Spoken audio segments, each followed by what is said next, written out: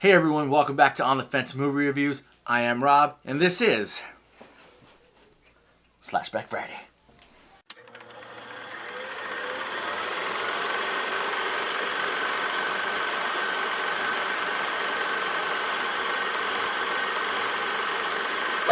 Hey everyone, now on this episode of Slashback Friday, I want to review a movie. I'm going to review this movie.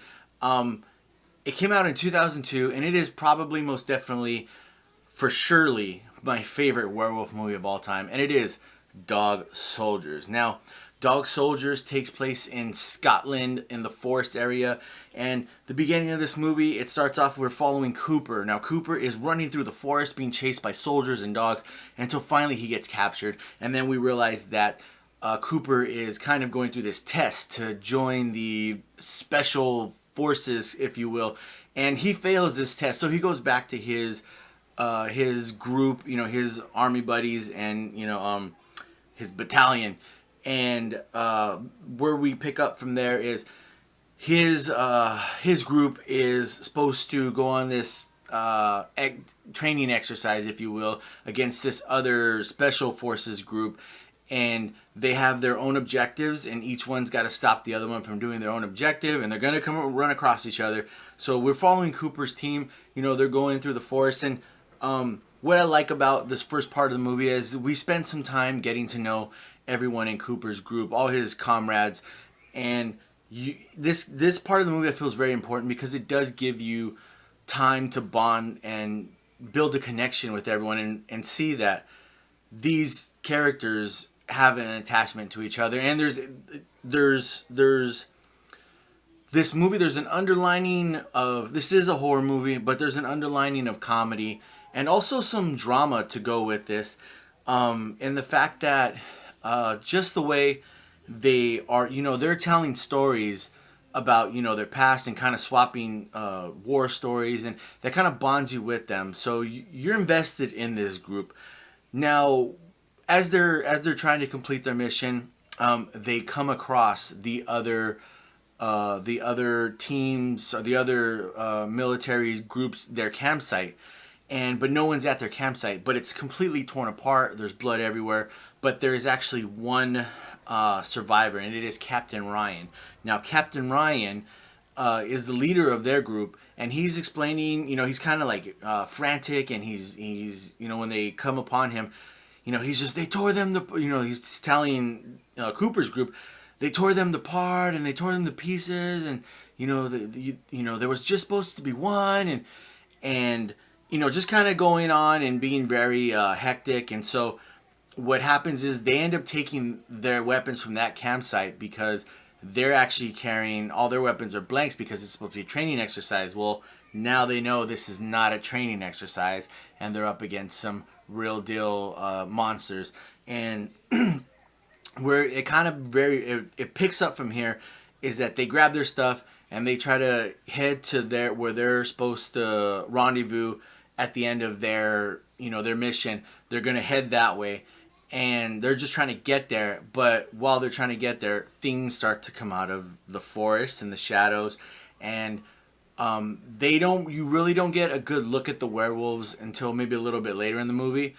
But the way they portray the viewing of your eye, you having the perspective through the werewolf, I like. It's pretty much it looks like a night vision shot. It's a black and white shot.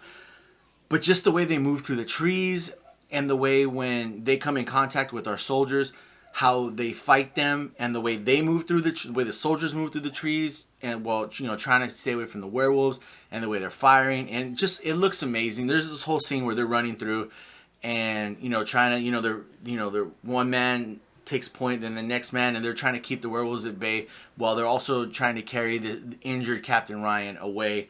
And that scene is a really intense scene. It's a good actually kind of where there's no action per se, like no one's actually fighting each other, like you don't see any werewolves fighting any men, but just the scene is very intense, and they're shooting, so it's a really intense scene.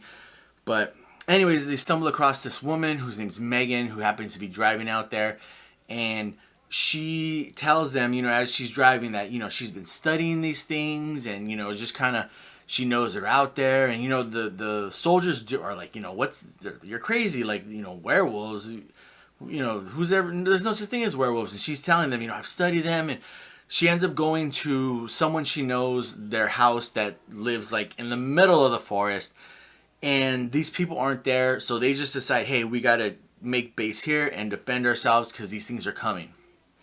And this is where the bulk of the movie, I feel like half of the movie probably takes place in this cabin, and the soldiers are trying to fortify it, defend it, to make sure these werewolves can't get in and get them.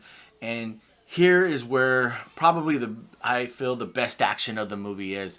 And like I said, there's an undertone of comedy here. There's just certain things that kind of come off as funny, but if I say them to you, you're gonna be like, oh, that's not funny. But in the movie, it's funny. Like, there's one character who gets injured, and they're trying to help him, but he's in pain, and he tells the other guy, hey, like, just knock me out.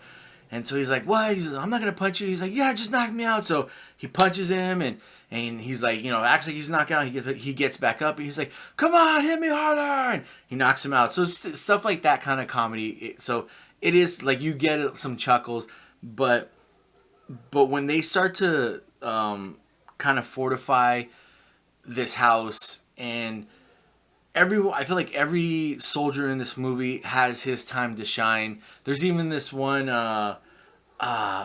Spoon. They call him Spoon. He gets like in a boxing match with a werewolf, and just he has this line. It's hilarious. I don't want to spoil anything for you, but he has this line when he's boxing like the werewolf, and see, like, I'm saying it and it might sound funny, but it's just, it goes with the movie. And so, just from this point on, it's kind of the pack versus, the soldiers. And in my opinion, it's great from here on. Like, the reason I like this movie so much is the way the werewolves look. I don't feel like they're your the way the most typical werewolves look. This is all practical effects. It's, a costume, and, they're very slender.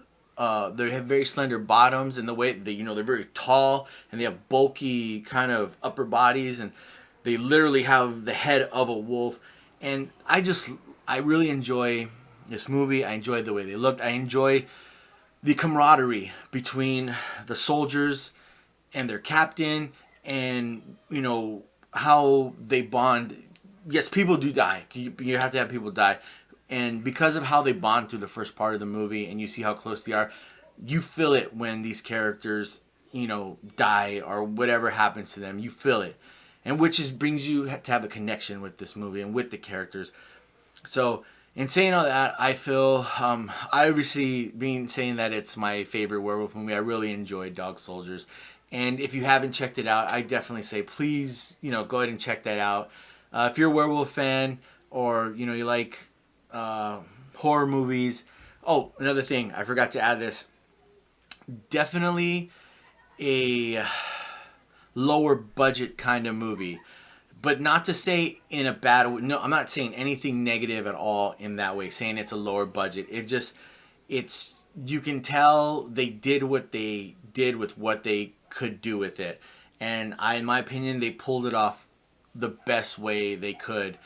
And yeah, so it just know that going into it, it's not, a sci-fi spectacle. It's very grounded and very low budget, but at the same time, a good movie.